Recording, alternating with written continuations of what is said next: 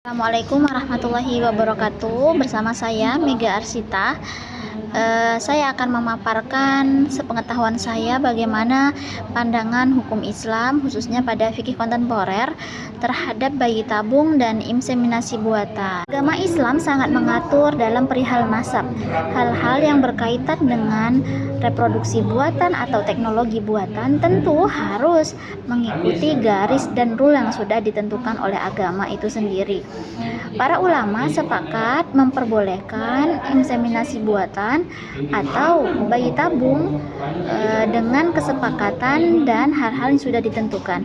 Nah, apa saja hal-hal yang sudah ditentukan oleh para ulama saya akan membahas dalam video ini. Silakan ikuti video ini sampai selesai agar tidak terjadi kesalahpahaman. Kita membahas apa dan bagaimana pendapat hukum Islam terhadap bayi tabung dan inseminasi buatan. Kita harus tahu dulu apa itu bayi tabung. Nah, bayi tabung merupakan program terbaru atau teknologi terbaru yang ditemukan oleh ilmu kedokteran, di mana hal ini bisa membantu para pasangan yang sangat susah untuk mendapatkan keturunan dengan cara mengeluarkan sel telur dari si ibu atau si istri dan menyimpannya dalam sebuah tabung di laboratorium, kemudian mencampurkannya dengan sperma suami atau si calon ayah.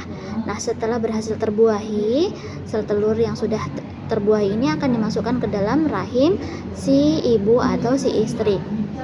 Nah, hal ini diperbolehkan dalam Islam menurut pendapat para ulama dengan syarat pertama, sel telur atau sperma tidak didapatkan dari pendonor atau dari orang selain terikat dalam pernikahan. Kemudian tidak boleh sel telur yang sudah terbuahi ini diletakkan ke rahim selain istri, artinya ibu pengganti atau dikenal dengan surogasi, tidak diperbolehkan, hukumnya menjadi haram. Kemudian tidak boleh melakukan bayi tabung karena ingin mendapatkan jenis kelamin yang kita pilih atau kita inginkan, itu dilarang dalam agama. Namun jika bayi tabung dilakukan hanya atau tujuannya untuk mendapatkan keturunan, itu entah itu laki-laki atau perempuan, dalam hal ini tentunya dalam pernikahan yang sah, maka diperbolehkan dalam Islam. Baik, kemudian kita masuk ke inseminasi. Inseminasi merupakan hal yang sama yang dilakukan oleh dokter untuk membantu para pasangan yang kesulitan dalam mendapatkan keturunan. Nah, caranya bagaimana? Hampir mirip dengan bayi tabung, hanya saja dalam hal ini sel telur perempuan tidak dikeluarkan atau tidak diletakkan dalam sebuah tabung laboratorium. Hanya sperma dari suami yang diproses, diekstrak, dicari yang lebih dan paling sehat dan paling baik, kemudian dibantu untuk dimasukkan ke dalam rahim si calon ibu. Nah, dalam hal ini syarat dan ketentuan tentu saja hampir sama dengan syarat dan ketentuan dalam melakukan proses bayi tabung, di mana seorang istri merupakan istri yang sah, kemudian sperma dari seorang suami yang sah, tidak dari pendonor atau dari selain pasangan suami istri. Dalam hal ini tentu Islam bertugas menjaga garis keturunan dan nasab.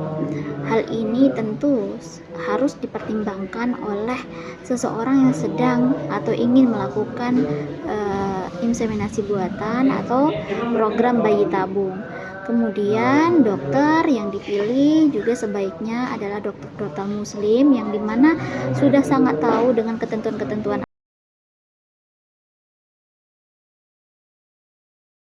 Para ulama yang memperbolehkan bayi tabung dan inseminasi adalah Syekh Yusuf Al-Qaradawi dengan ketetapan yang sama yang sudah saya sampaikan, di mana pihak yang memiliki sel telur dan sperma adalah suami atau istri. Yang kedua ada Dar Al-Ifta Al-Misriyah.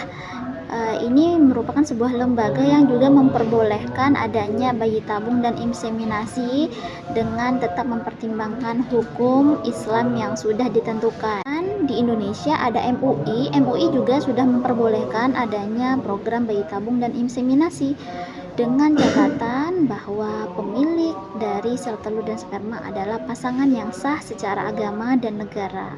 Yang keempat ada Syekh Abdul Aziz yang juga memperbolehkan program bayi tabung dengan memandang pertama dari suami istri yang sah, kemudian tidak ada donor pengganti atau ibu pengganti, dan hal-hal yang lain yang berkaitan dengan unsur-unsur yang menyebabkan bayi tabung itu menjadi haram. Pembahasan di atas dapat kita simpulkan bahwa pandangan Islam terhadap bayi tabung dan inseminasi buatan adalah boleh selama dalam prosesnya tetap memandang atau mengikuti garis-garis yang sudah ditentukan dalam agama. Pertama, sel telur dan sperma berasal dari pasangan suami istri yang sah menikah secara agama dan negara. Kedua, tidak boleh menerima donor sel telur atau sperma dari pasangan lain. Ketiga, tidak boleh dititipkan pada rahim perempuan lain atau ibu pengganti atau dikenal dengan surogasi pada saat ini. Kemudian tidak boleh melakukan bayi tabung hanya untuk mendapatkan jenis kelamin yang diinginkan, dan harus tetap mempertimbangkan hal-hal yang diperbolehkan dalam agama dan tidak boleh melibatkan hal-hal yang haram sehingga proses bayi tabung ini menjadi haram. Tetap mengikuti aturan agama yang sudah ditetapkan, terutama dalam tinjauan fikih konten